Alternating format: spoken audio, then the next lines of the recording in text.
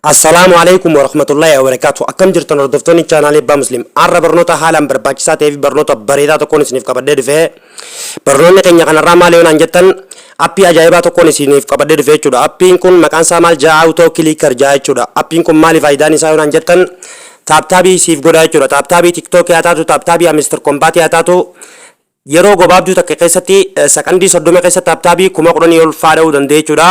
Appiin kun appii ajaa'ibaati. Isin hundinuu appii kana warreen hin qabne waa'ee isaa likki bartanii gabbuufatanii itti fayyadamuu qabdanii isin hin jaa laaluu dandeessanii jechuudha. Amma sakandii 2-3 keessatti waan inni dha'u 282 dha'ee jechuudha. Appiin kun appii ajaa'ibaati. Waa'ee isaa walumaan ilaallee jechuudha. Amma booda taaptaabii harkaan godhuu dhiifamteen isin hin jaa obboleeyyan chaanala keenyaaf faaree taatanilleen sabskiraaybii, laayikii, sheer godhuudhaan hanga dhuma barnootaatti naa waliin turaa kallattumaan kaara barnootaa.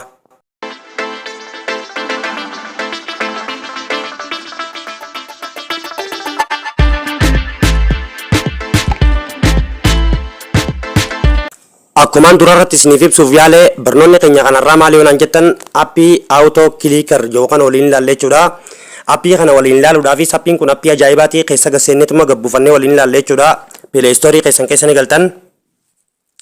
Appii daqiiqaa takka osoo hin geenyetti taaptaabii TikTok yoo feetes 50 ol dha'uu danda'u jechuudha. Appiin kun appii ajaa'ibaati. Egaa kana Play Store keessan keessa seentanii booda auto clicker jettanii barreessitan jechuudha. Akkuma nama barreesse kanatti. Appii hedduudha isinii fida akka isin hin shawwanne appii kana gabbuufattan jechuudha. Appii kam gabbuufattan kana gabbuufattan jechuudha. Irrani tuqattan hanga gabbuun eeggatan jechuudha. Appiin kun appii ajaa'ibaati. Appii kana orjinaala isaa immoo harkachuu barbaaddan Telegram chaanaalii kiyya irraa harkachuu dandeessan jechuudha. Namoonni Telegram chaanaalii kiyya hin qabne Abbaa Muslim jaa sarchi godhaa isiniif dhufaa achi jalaa buufadhaan isin hin jaa orjinaala isaa jechuudha. Appiin kana fakkaatu hedduu jira waan ta'eef akka isin hin doongorsiifne jechuudha. Appiin amma nu gabbu'aa jira jechuudha. Akkanan nu gabbu'aa jira. Keessa seenneetuma waliin ilaalla appii kana. Appiin appii ajaa'ibaati kuni. Appiin appii ajaa'ibaati jechuudha. Eega inni akkana gabbu'ee booda oppiinii tanarratti tuqattan jechuudha. Ana marratti haa tuqu ni seentan jechuudha keessaa.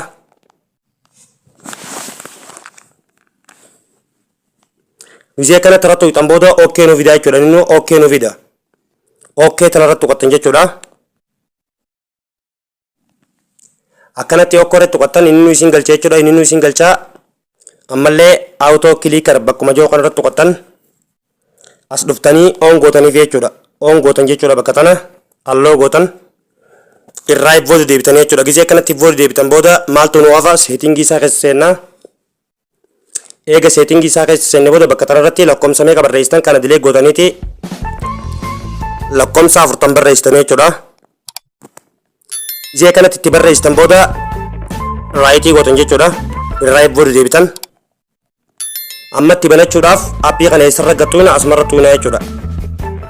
Eegaluu deemaa jechuudha dalagaa irratti haa tokko kunootii kana nu fida. Keessaa hin baa kunoo laaluu dandeessanii jechuudha. Bakka taaptaab godhuu barbaadan san jechuudha. Mr. Combat haa taatu TikTokii taaptaabii TikTokii haa taatu irruma geessanii itti dhiiftanii pileey gootanii jechuudha. Ammaan TikTokii sagalee isin agarsiisu. TikTokii keessa galee isin agarsiisu jechuudha. Amma live irra seenee akkamitti taaptaab akka gootanii isin agarsiisu jechuudha. Dursa xiyyaasaa kana bakka taaptaab godhuu yaatan sanarra ni geeffattan jechuudha. Xiyyaasaa kana bakka taaptaab godhuu deemtan sanarratti ni geeffattan jechuudha. Eega geeffattanii booda kunoo pileeyin asuma jirti. Pileeyin asumarra jirti. Asumarratti kilik gootanii jechuudha. An amma pilee yaa godhu ni ilaaltan jechuudha waan inni dha'u. Amma appiin taaptaabii godhuu eegalee jira jechuudha. Nuseetumaan laala malee nan barbaachisu jechuudha. Olii harkaan tokkoon yoon fadha irraa qabu yoon fadha itti gadhiisuu qofa jechuudha. Bakka pileeyi sana irraa qabda itti gadhiiftaa jechuudha. Yoo irraa qabuu feete irraa qabdee itti gadhiisuu feete irraa itti gadhiiftaa jechuudha. Appiin kun daqiiqaa takka osoo hin geenye 2,000 dha'uu danda'a jechuudha. Osoo daqiiqaa takka hin geenye 280 dha'ee ammallee itti haa gadhiisu. Yeroo pilee godhuu feete bakkuma gubbaa kanarratti tuutee pilee gootee gadhiiftaa irraa qabuu barbaadnanis uggusuma irraa qabdaa jechuudha. Appiin kun appii ajaa'ibaati.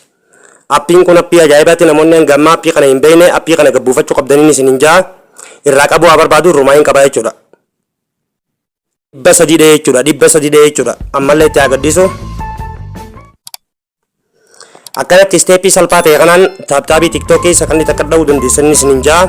Akkaataatti appii kana yeroo feetan ol baafattanii yeroo feetan gubbarraa hixanillee isin agarsiisu jechuudha. Amma kun isin gala yeetii yaada. aappii kana isuma qe'ee seentaa jechuudha yeroo gubbaarraa ofirraa kaasuu barbaadde. Yeroo gubbaarraa ofirraa kaasuu barbaadde akkanumatti tuyxee isuma kanarra tuyxaa.